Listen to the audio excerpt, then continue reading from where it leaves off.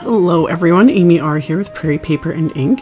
And for today's card I went a bit simpler, I guess, not as crazy with the embellishments. I'm using the Pretty Pink Posh Winter Woodland stamp set and coordinating dies.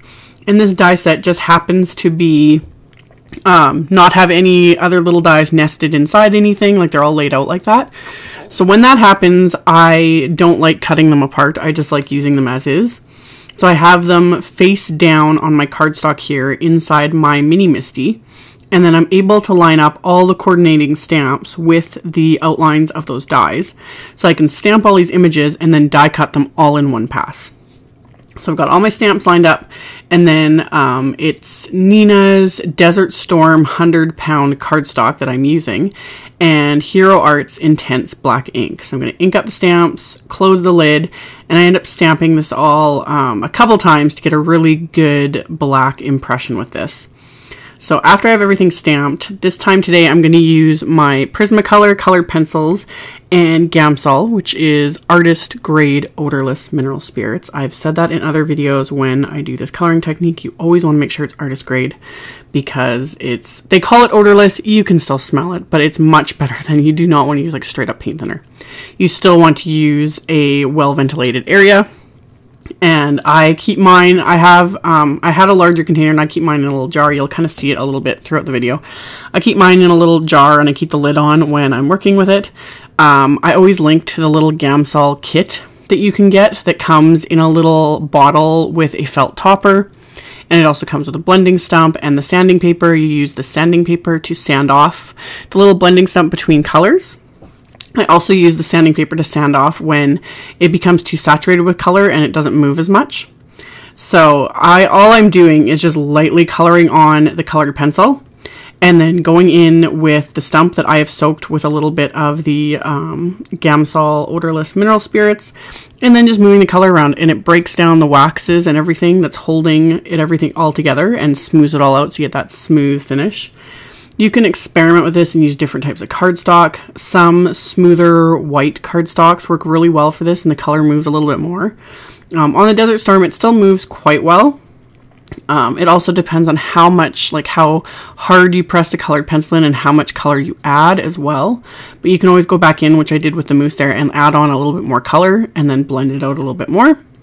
So this didn't take very long. I kept it fairly simple since I was using the Gamsol. Usually the last few times that I've used colored pencils on craft type cardstock, I just layer the colored pencils and I haven't used any odorless mineral spirits. So this is faster. If you want to do some quick and easy coloring, it's definitely one of the easiest. This was one of the first things I ever did when I started stamping, was using colored pencils and then the Gamsol odorless mineral spirits, and it's been, goodness, close to 15 years now. So it's just fun. So again, I'll have links to all of it, including this pencil holder that I got off Amazon, which I'm loving. It holds my entire 150 pack of my Prismacolors, and I love it.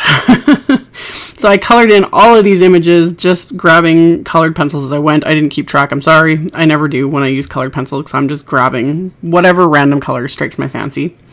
After I was done coloring, I used my little black glaze pen on all of their eyes and their little noses just to intensify it. And then I used my white gel pen to add, little highlights and whatnot. And I love how the white gel pen just makes everything pop. It really pulls it all together, which I just love.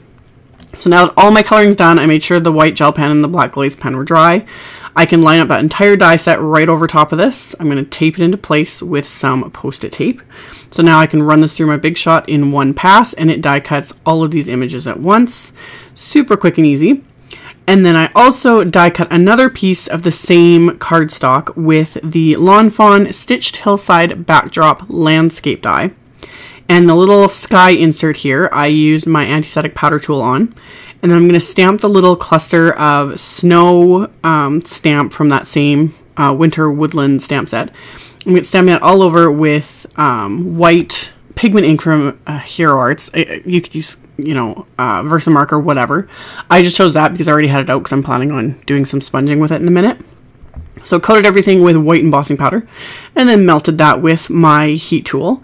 And once that was melted, I pulled out 2 of my Distress Oxide inks in Faded Jeans and Broken China. I love how the Distress Oxides look on craft cardstock. It's just something different. So I'm sponging those on, starting with the lighter color, which is Broken China, and I'm keeping the color heavier towards the top and letting it kind of fade towards the bottom so you can still tell that it's a piece of craft cardstock, because like I said, I just love the look of it. So I did that first, and then I added the Faded Jeans more towards the top just to deepen it up a little bit.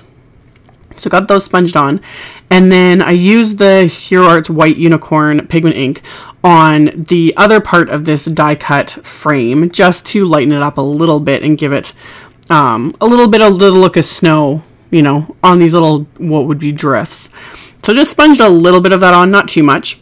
And then my card base is also Desert Storm cardstock. I used 1 sheet of cardstock to make this entire card. Half of it was for the card base, and then the other half I die cut for this frame and then for stamping and coloring the little images. So for me, this is like a minimal supplies card, even though I use like 30 different things.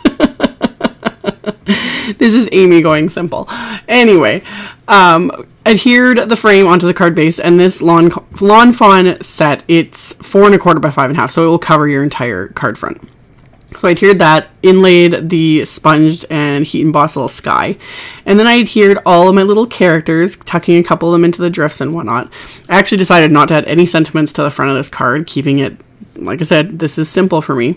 On the inside though, I used the Pretty Pink Posh Merry Christmas script wafer die, and I just ran it through with my white cardstock through my little Xyron 3-inch sticker maker. So I ran it through, then ran it through my Big Shot, so it die cut it and has adhesive now on the back of it. And then I can adhere that to the inside of my card, and that's going to be my sentiment on the inside of the card. So it's got all that adhesive there, so I can just kind of fiddle with it and whatnot and get that adhered into place. So once I have my sentiment in place, and ended up having to die cut a second time because I actually lost the dot to the eye in the process of pulling them out. Who knows where it went. It's probably stuck to my socks or something. But yeah, die cut that, adhered my little character to the bottom corner because I saved one of them just to kind of finish it off. And that finished off today's card. Really simple in a way, several different little techniques and whatnot, but it's super flat, so it's easy to mail, and just a fun card to play with. So as always, I will have links below the video to my blog post, links to all the supplies used. I will also have a second video using some Pretty Pink Posh fun things. I will hopefully have that uploaded very soon today. So thank you guys so much for watching, and I will see you all in the next video in a little bit. Bye!